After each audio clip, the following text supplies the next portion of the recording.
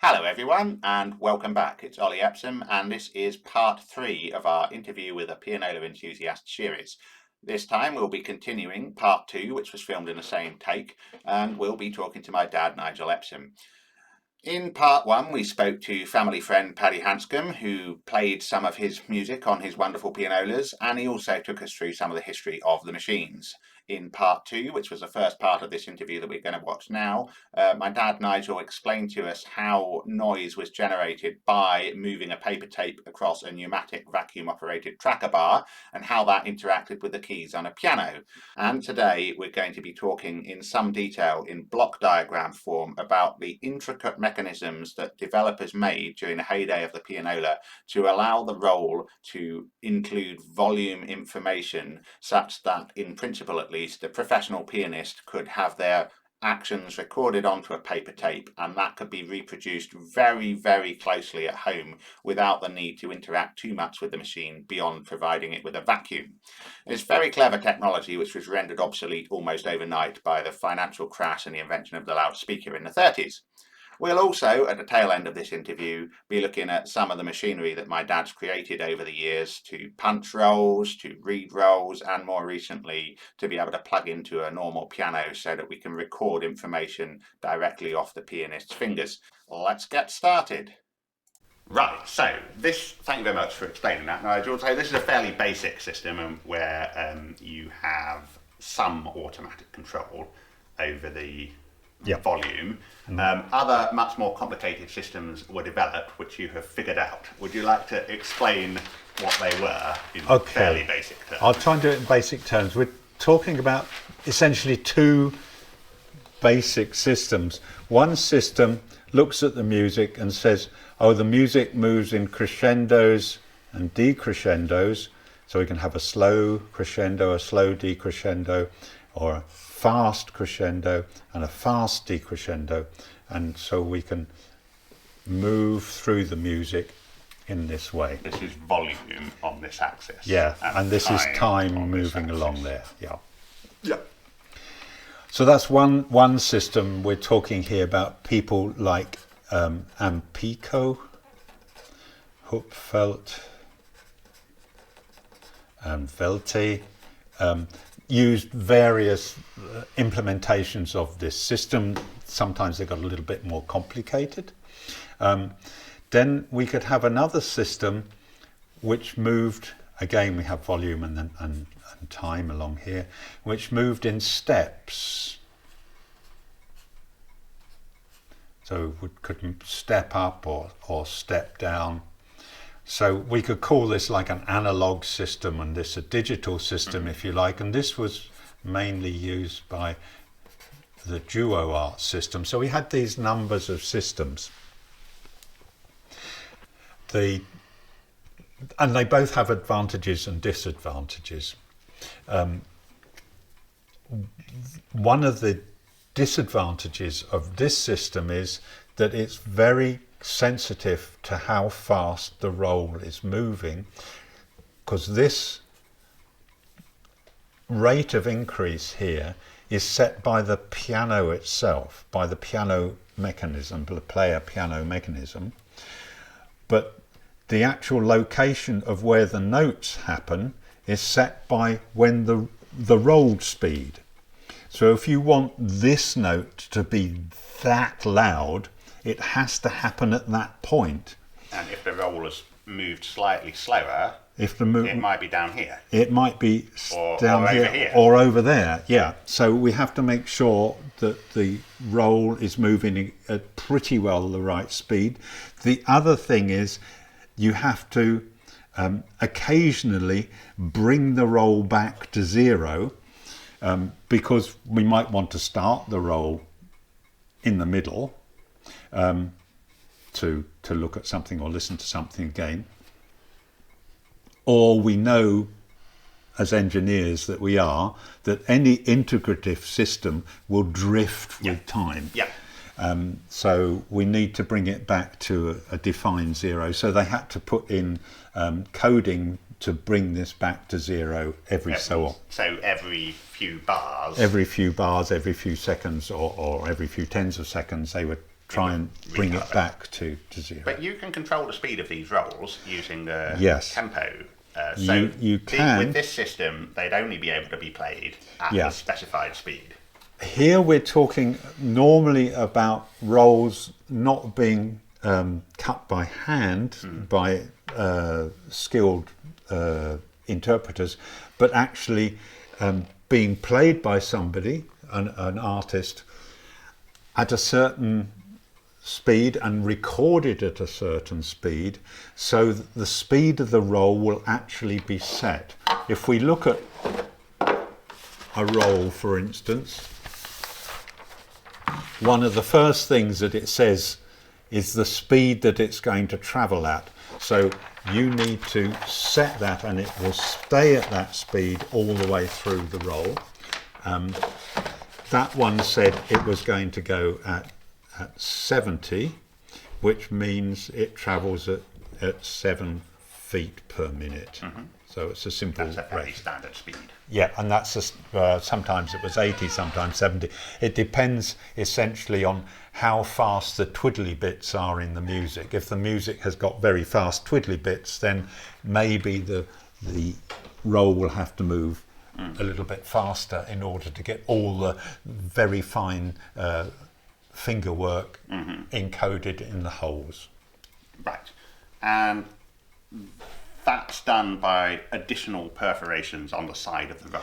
Yeah, this increase and decrease is done by additional rolls. If we're talking about Ampico, for instance, there were essentially 2 holes on each side of the roll. One hole would tell it to crescendo, and the other hole would tell it to do it fast. And if it wasn't crescendo, it was decrescendo. And if it wasn't fast, And if it wasn't fast, it was slow. So you only needed the 2 holes to do these 4 different modes of transport. So at any point, that can be in one of 4 states on the bass and one of 4 states on the treble. On the treble, exactly. And it cannot be in a steady state. It cannot be in a steady state unless you keep blipping the crescendo, for instance, so it goes up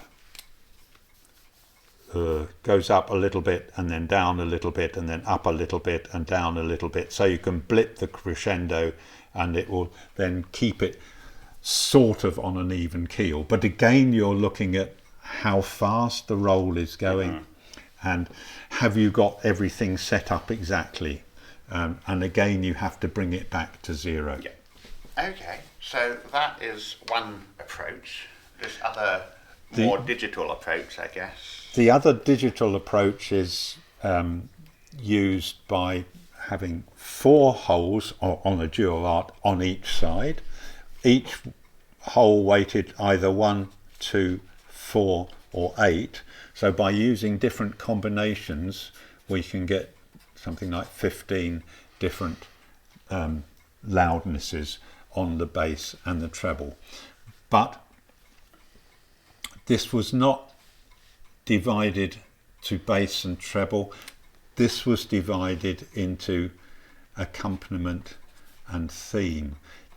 We remember the manual system where we had these rabbits, the snake bites.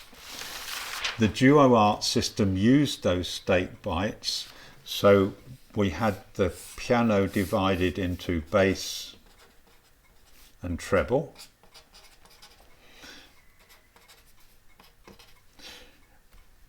But we had the controls divided into accompaniment and theme. And by using our snake bites, we could make the theme go to either the treble or the bass. And then if the theme wasn't in one of those, the accompaniment was in them. So again, we have this system whereby we can quickly switch between accompaniment and theme by using these snake bites, which wasn't a system that these people or Ampico used. We were just talking about the way that the duo art system operates, and we have here a duo art roll that you have been involved in manufacturing, and you can see some of these perforations. Yeah. So on this side we have the accompaniment perforations. So we've got the 1, the 2, the 4, and the 8. Mm-hmm. And on the other side we've got the theme perforations. I think we've got 2. I think that's maybe 4 and 8. And here we've got these snake bites. Mm-hmm. So this snake bite is in line with this note. So this note here will be played loudly. It's on the treble side, so this is a treble note will be played loudly because they're coincident, and all the other notes that are being played will be played according to the accompaniment level because they're not in line with this snake bite. Apologies for interrupting. Is this a snake bite? This snake bite here will play this note because this note is on the bass side of the, there's a line down the middle which divides bass and treble.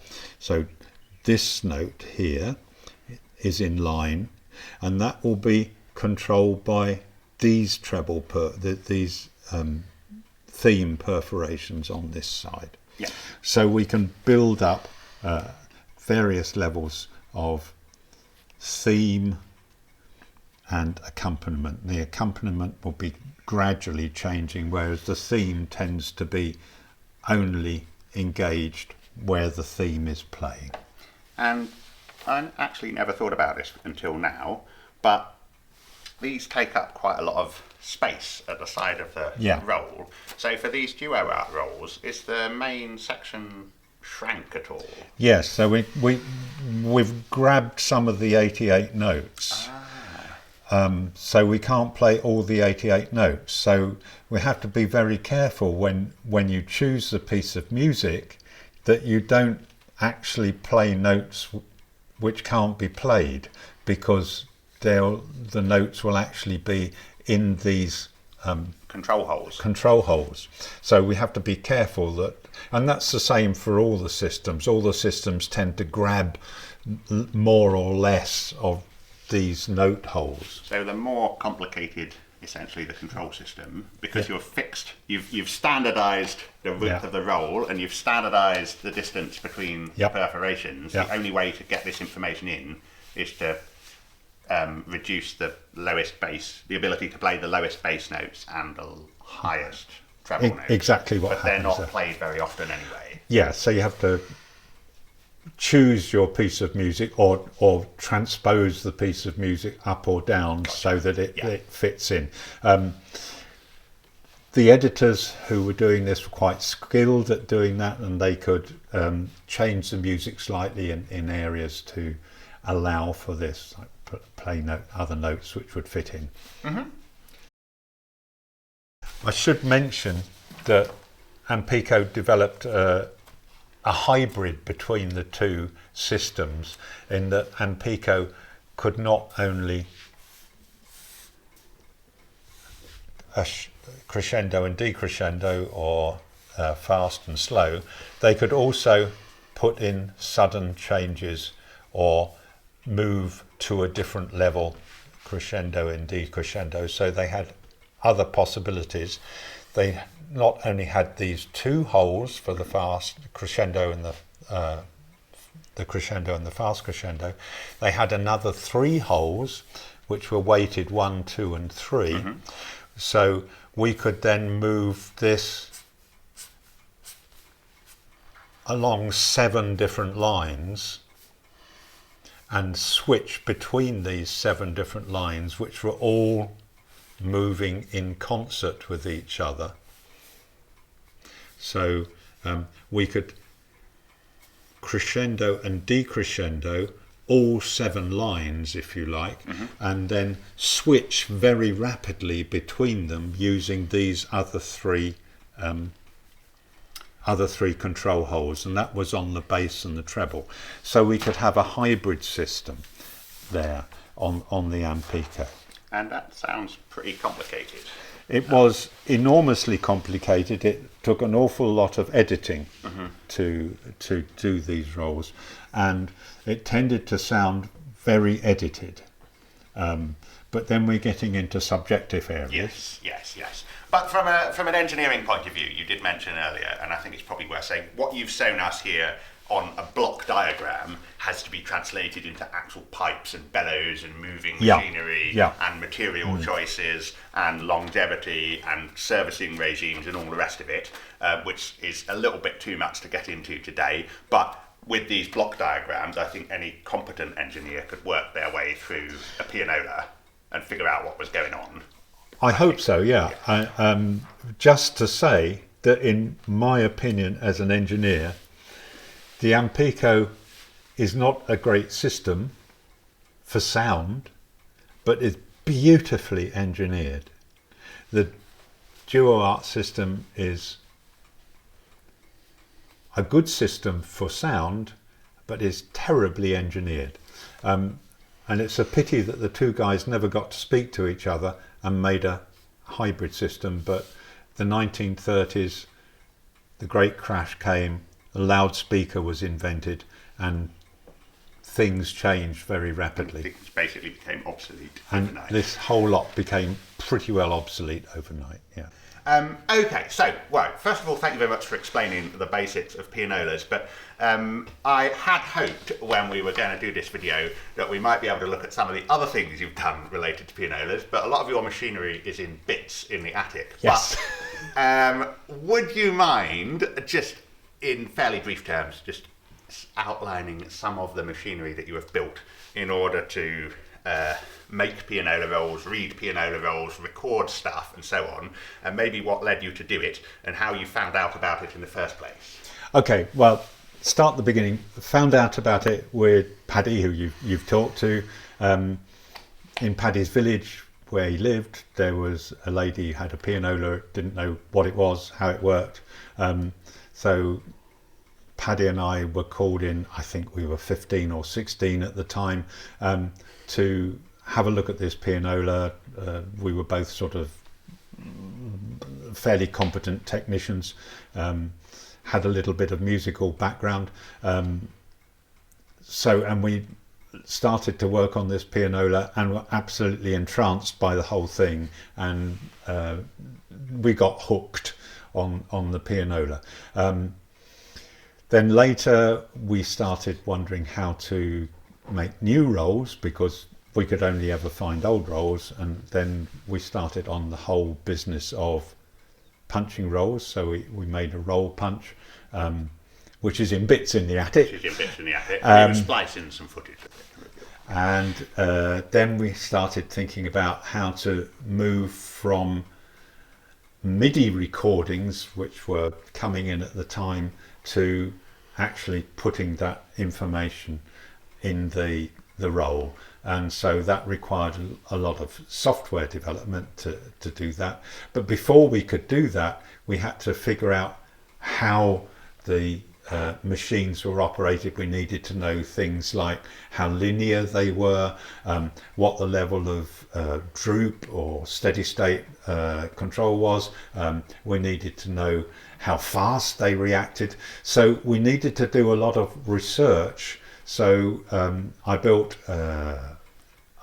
or developed a special roll, control roll, which would ask the DuoArt, because we were looking at the DuoArt, would ask the DuoArt to do certain things, and we would then measure the pressure in the system, or the vacuum in the system, and then we could get an idea of how fast it was reacting, how linear it was, what levels of steady state droop there were, so we could get an idea of how to translate from the MIDI to the actual recording. Presumably some of that information originally DuoArt must have known it by either measurement or experience, and maybe just had a table on a wall. Yeah, as far as we know, and Paddy's much more up to speed than I am on this one, in London on the DuoArt system, they would have a man sitting next to the pianist. They would have a special piano which would record the notes played, and then they would have a man who would record how he thought, how loud or how softly the notes were played, which would then be recorded together, and they would then be all incorporated onto the roll using, as you say, predefined tables. The Ampico system claimed to have a much more technically advanced system using spark gap chronographs, where they could actually measure the individual speed of the hammers as they hit the strings, and therefore they had a much more objective measurement of the thing. That doesn't mean to say that the music was any better at the end of the day. You're getting into sort of subjective. Then I'm into subjective waffle, then, aren't you? So and you also built a machine, I remember, to read the rolls. Yeah, we started making a machine to read the rolls, which was actually mechanical. Fingers would pass through the holes as they passed. And I mean, to be fair, computers hadn't really been invented yet. And then we moved on to an optical translation system, which is used now by many people. It wasn't our development, it was somebody else's development, I have to say. They found a system of scanner which was the width of the roll, which made scanning so much easier than using complicated mirror systems, which Paddy and I were working with. Yeah, but I mean, you started it in the late 70s, early 80s, when a video chip was a very expensive thing. Yes, yeah. Obviously technology's moved on now to make a lot of that stuff a lot more straightforward than it was. And now a lot of people can now, and it's great that we can now scan the rolls. We then have them in electronic form, and then they can be disseminated to everybody, and everybody has access to these great libraries of scanned rolls, and for academic use, and also for people then can try and punch their own rolls. I have to say, punching technology has now moved on, and people can now cut the rolls using laser, and that's now in development. So many people are now starting to cut their own rolls for their own use. And you've also built a recording device. Yeah, wanted to think about recording device, so developed a simple system which can be installed in pretty well any piano that will record the movements of the keys, and therefore give a MIDI file which then we can use later. But then that's not only for pianolas, that's for anybody who would want to record stuff. Does it infrared readers on the keys? And then it has infrared readers on the keys. So it doesn't contact the keys? It doesn't contact the keys, it's totally non-contact, so you don't feel anything, there's no extra weight on the keys, it's totally non-contact. Oh, yes, right. So, I remember now, yes. So, when we spoke to you about doing this interview, I did ask you if you were going to write anything down at some point, and maybe write what you know into some sort of a book, because not being morbid or anything, we're all getting on a bit, and between you and Paddy and a few others, you do know rather a lot about this sort of thing, and obviously it's a very niche subject that you might say, well, who cares? But I mean, the reality is that somebody at some point will probably care. So are you going to write down, I mean, what we've covered here is a tiny fraction in the most basic terms, but there's a lot of mathematics behind it that you've worked out. I've done quite a lot of stuff, nerdy stuff with mathematics and measuring the stuff,